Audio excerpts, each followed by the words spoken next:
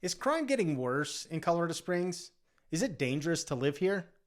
Well, I did a pretty deep dive. I went down the rabbit hole, and I was going to tell you that I'll share the good and the bad with you, but I didn't find much good. So let's just dig into it. Crime data is a little bit iffy these days, but according to a quick internet search, in Colorado Springs, you have a 1 in 25 chance of being a victim of a crime. And that's higher than the national average. Violent crime here is also higher than the national average. But if you ask people who live in Colorado Springs, is it a safe city? I think most people would say yes. Most people feel safe in our city most of the time. And a lot of it depends on what part of town you're living in. But if somebody asked me if Colorado Springs is safe, I would generally say, yeah, it's a safe city. Now, crime has been increasing and our population's been increasing too. But I wanted to see, since it's the end of the year, I wanted to check the 2023 numbers and see where we finished as far as our crime statistics go. Well, transparency is listed on the Colorado Springs Police Department website as being important for community engagement. But when I look for crime data, it's difficult to find. The Colorado Springs Police Department does have some crime tracking data on their website, and some of it's even a little bit useful. So, I always recommend people check that out just for their own information. But when I was looking for 2023 numbers and then a place where I could compare them to previous year numbers, if it was on the website, I didn't find it. I went to their website and I scrolled down to the transparency and data tab. And when I clicked it, I saw reports for 2018. 2018. And these are very detailed reports, and they used to put these out every year so people knew what was happening in the area. You can see here, they also used to include previous year's information so you could easily check trends. But that information is not available anymore. I clicked on the violent crime tab and it said page not found. The same thing happened when I checked the property crime tab. Now, why isn't this information available on the Colorado Springs Police Department's website? Eventually, I did find the Colorado Springs crime statistics on a state website. In 2023, I told you there was no good news, but there was one bit of good news, and that's that homicides were down pretty significantly. But violent crime was up 6%. What was more startling to me than just these numbers was that police only cleared about 37% of these violent crimes. So over 60% of these cases are unsolved. And that led me to look into a little bit more about how our police department is staffed. Numbers show CSPD has a staffing problem. As of the end of November, 72 officers had left CSPD this year. In 2022, 85 officers left the department.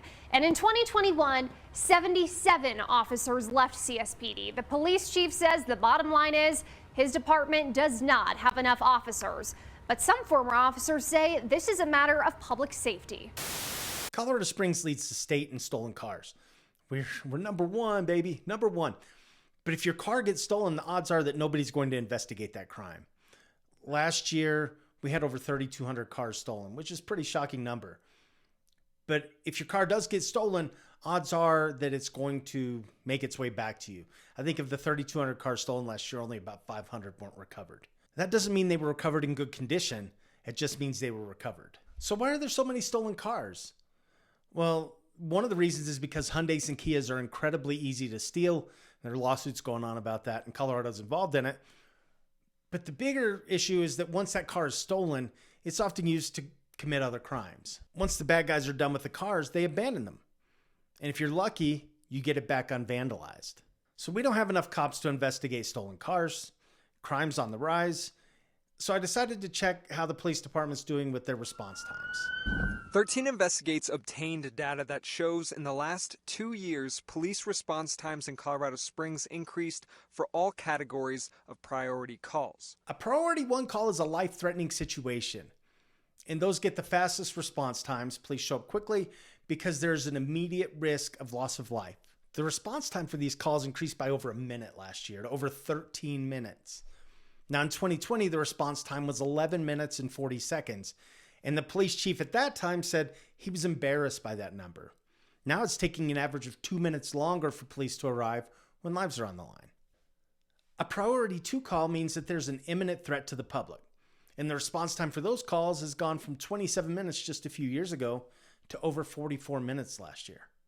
Now, priority 4 calls are calls that if a police officer gets there quickly enough, there's a chance they're going to catch the bad guy. Now, these calls used to take 3 hours, which seems like a long time. And nowadays, if you have a priority 4 call, there's a chance nobody will show up till the next day or maybe even the day after. If your call's a lower priority than that, just forget about it. There's some question as to whether these numbers are even accurate. You see, several years ago, the police department got caught changing how they coded calls. A priority 1 call might be labeled as a priority 2 call. And this was just to make the response times look faster. We've established that violent crime's going up. There aren't enough cops to investigate the crimes. Cops are slower to get to the crime scene. And so I looked at our 911 call center, and it turns out they're short-staffed too. When you call 911, you're calling an office that is severely understaffed, maybe by as much as 40%. And the average time it takes for them to answer a call is over 20 seconds. In July, the average time was closer to 30 seconds. This job is high stress, and it takes a really special person to do this kind of work. If you know someone looking for a job, it looks like the hiring process can be pretty intense, and it does take a special breed of person to handle these calls, but there are jobs urgently waiting to be filled. And the job starts at about $3,800 a month and goes up from there, but it looks like it comes with some decent benefits. Cops are leaving the force here in Colorado Springs in record numbers. And our local police association sent out a survey. It looks like they do this every year, but the numbers got leaked to the press and they were pretty shocking. And I'll share those with you. 78% of the respondents stated that they had low morale. 63% of the people who completed the survey said that they're planning to leave the police force in the next 5 years. And one of the more shocking numbers is that 90% of the officers said that leadership is lacking and out of touch with day-to-day operations. And overall, they don't feel like anyone has their back. Almost 100% of the people who took the survey said that we need more cops on the street. It's just not safe. And 100% of them said that they need more money. They're underpaid. Who doesn't want to raise, right? The police chief wouldn't go on camera to talk about this survey. He doesn't do a lot of interviews. You'll have a hard time getting him on camera. But he did recently sit down with the local news station to talk about police shortages. And when asked why there's so many shortages, he gave a really political response. But a seasoned veteran who just left the police force in, I think, November, had this to say about what's happening in the police department. It's a sinking ship. Right now, we're down about 70, 80 cops, which is about 10% of the police force. So that's not a small number. And we have money allocated for these jobs. We just don't have people to fill them. Now, apparently, the police department's website says we're running 2 academies this year. The mayor, I've heard him say that we're running 4 academies this year. But an academy will graduate 40 to 45 cops, maybe, give or take, per class. So if you run 2, you're going to end up with 80 or 90 cops, which is not going to fill that gap because over the last 3 years, we've had between 70 and 80 cops leave the police force every year. And you heard that statistic that said over 60% of cops are planning to leave in the next 5 years. Police cadet starting wages are about $30 an hour. So I don't think they're going to have a hard time getting people to attend the academy. But if things don't change, is the city going to be able to keep any of the good cops that come out of this training? The police department's hired over 260 cops over the last 3 years, but almost a fourth of them are no longer with the force. And it's not just new cops leaving either. The guy I played earlier who said that the police department's a sinking ship, here's what he had to say about why he turned in his badge. Chris Osick was a Colorado Springs police officer for nearly a dozen years. He and 9 others left the department in September. I worked for 12 years. I'm in the middle of what would have been my career, and that was a hard decision, but I couldn't handle a lot of the things that we were experiencing anymore, so I moved on. In 2020, Colorado passed a law that removed qualified immunity for police officers. That means that police officers can be individually sued by people who believe their civil rights were violated. Literally no one is advocating for bad cops and civil rights violations. But a lot of cops feel like they're tasked to do a very difficult job and they aren't being backed up by the courts or lawmakers. And they don't want to stick around to find out how this thing's going to go. Attorneys are expensive. That same law that removed qualified immunity for cops also gave us some much needed transparency about use of force in the police department. A lot of states took similar actions, so more and more cops are wearing body cameras on the job. I found a channel called Police Activity, and they cover police shootings captured on these body cameras. And cops deal with more today than they ever have before. And the cameras allow us to see what the cops experience. And more often than not, these shootings are justified by a huge margin. Colorado's passed a lot of laws that are targeted at reforming the criminal justice system. And some of those laws have been really good, but overall there's this soft on crime approach that puts bad guys on the street faster. And what that's done is it's really opened up a Pandora's box where criminals feel emboldened to commit more crimes because they know they're not paying a consequence for it. Now, our cities are less safe as a result, and nobody at our state legislature is proposing anything that is going to make this better. Look, there's nothing worse than a bad cop. We need to keep these guys blacklisted so they don't move from one law enforcement agency to another. And I think we can do that.